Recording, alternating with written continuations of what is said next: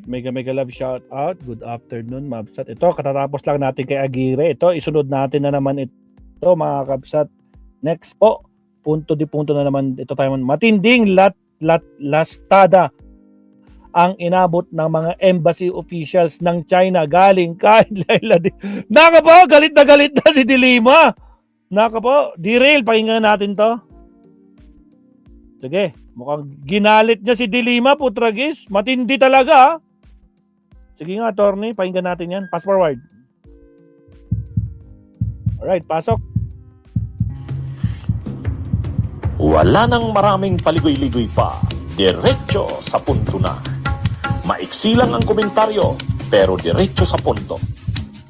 Maraming kuro-kuro. May tiwali, may totoo. Dito, sa puntong diretso tayo. Punto, diretso.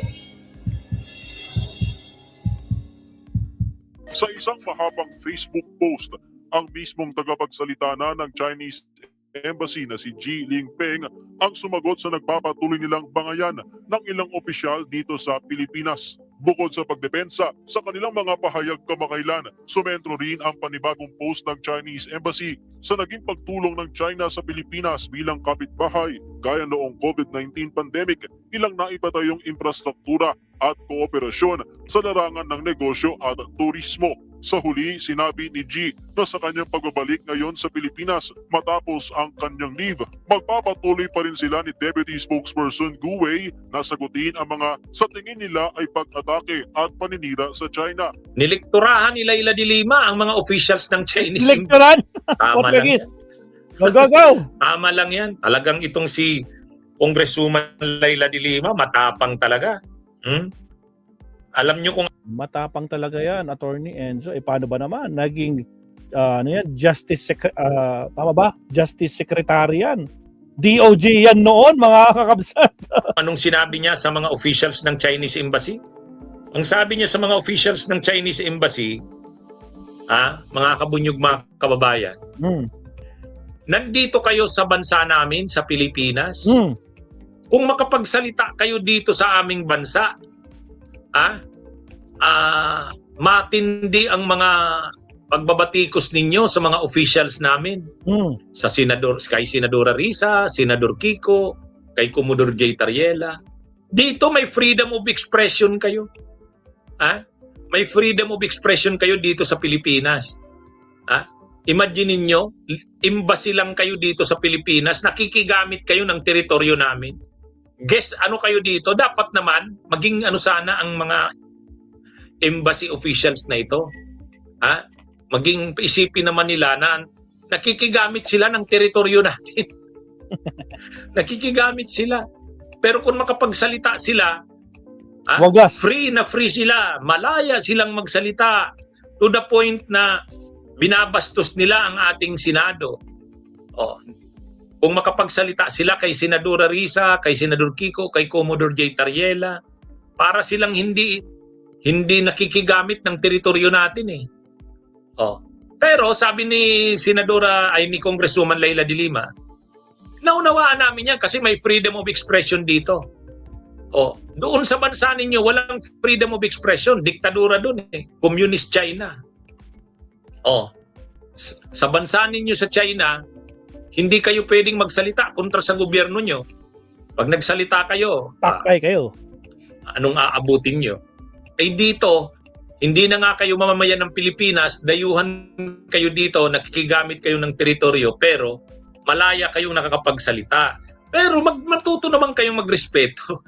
Huwag naman yung nakaka-exercise kayo dito ng freedom of expression. Gusto nyo pang batikusin ang mga opisyal ng ating bansa. Kaya sabi ni Congresswoman Laila de Lima, dito sa Pilipinas, pinapabagsak namin ang diktador. Doon sa bansa ninyo, ang nangingibabaw doon, diktadura. O dito sa amin, hindi pwede dito ang diktadura. Ang diktador dito, pinapabagsak namin. Matindi talaga. Matindi ang lektura ni Senadora Laila dito sa mga officials ng Chinese Embassy. Talagang mabigat parang magkabilang sampal sa mukha, kaliwat kanan. po, left and right, Oh, Senator. diba? Bakit? Sabi ni Congresswoman Leila de Lima, doon sa bansa ninyo, wala kayong freedom of expression. Hindi kayo doon makapagsalita ng kontra sa gobyerno. Dito, hindi na nga kayo mamamayan dito, nakikigamit lang kayo ng teritoryo namin, nakag-i-enjoy kayo ng freedom of expression, pero huwag nyo naman ambusuhin. Dito sa bansa natin, o namin, mayroon tayong freedom of expression, demokrasya tayo eh. Pero huwag nyo namang abusuhin. Isipin nyo naman na embassy o Chinese officials lang kayo, nakikigamit kayo ng teritoryo ng Pilipinas. Magrespeto naman kayo. Yun. At hindi, Tama naman eh. Tama naman. Kung dun sa bansa nila, wala silang freedom of expression, dito may freedom of expression sila. Pero may freedom of expression kayo, huwag naman ninyong abusuhin. Matuto rin kayong magrespeto ng mga officials ng ating bansa. At isipin nyo naman na mabait sa inyo ang mga Pilipino, mabait sa inyo ang bansang ito. Di ba? Kaya sabi ni Congresswoman Leila de Lima, sa inyong bansa, okay, may diktador. Diktadura kayo. Si Xi Jinping diktador. Pero sa Pilipinas, pinapatalsik namin ang diktador. Boom! Di ba? Ngayon, ayaw natin ng diktador. At may freedom tayo dito, may freedom of expression. Nai-enjoy nila yan. Nakakapagsalita nga yung mga nakakapagsalita nga sila dito sa atin. Nagpapa-interview yung ambassador ng China, yung mga embassy officials nila nakakapagsalita. Pwede naman sila mag-express ng kanilang posisyon. Pero matuto naman magrespeto. Wala eh. Hindi nila nire-respeto ang ating mga institutions, ang ating mga senador. Dapat naiisip man lang nila nitong mga Chinese embassy officials. Nakikigamit sila ng teritoryo natin. Dayuhan sila dito sa bansa natin. Yung ganun man lang. Hindi naman sila binabastos dito. Actually, napakabait na nga natin ng mga Pilipino. Sinasaktan ba natin ang mga Chinese? Hindi. Kasi naniniwala tayo, hindi naman yung mamamayan ng China ang kaaway natin. Saka hindi naman tayo nang hahamon sa kanila ng gera. Ini-insist, ginigiit, ina-assert lang natin ang ating karapatan sa ating mga teritoryo. Ayaw lang natin na binubuli tayo, ayaw lang natin na hinaharas tayo. Pero hindi naman tayo naghahanap ng gera eh. Hindi rin man natin sila binabastos at sinasaktan. Di ba? May ba tayo, nananawagan ba tayo na saktan natin ang mga Chinese? Wala namang gano'n. Kaya dapat naman itong mga embassy officials, matuto naman silang magrespeto kasi nag-i-enjoy sila ng freedom nila dito sa ating bansa. Yun. Kaya matindi yung lektura ni Senadora Leila o ni Congresswoman Leila. Magandang araw sa inyong lahat, mga kabunyog, mga kaubayan.